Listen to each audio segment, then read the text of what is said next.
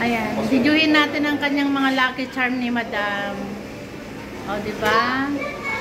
Lahat nga ng ano meron sa kanya eh. Yung mga pang lucky charm.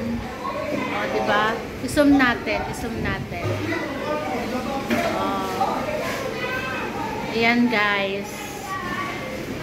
O, diba? Kasi nga nagpa-baby shower siya. So, yan. Congrats. Kunin natin ang buong ano, buong venue nila. Yan. Yung restaurant dito, oh. Yung mga gustong magpapa-birthday party dito, punta lang kayo dito sa ano. Ano ba pangalan ng restaurant nyo? Elvis Kitchen. Ano? Elvis Kitchen.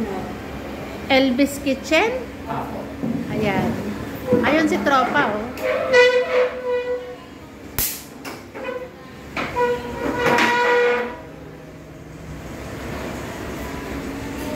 Gaganda ng mga ano niya, mga pang lucky charm niya. Ayan guys.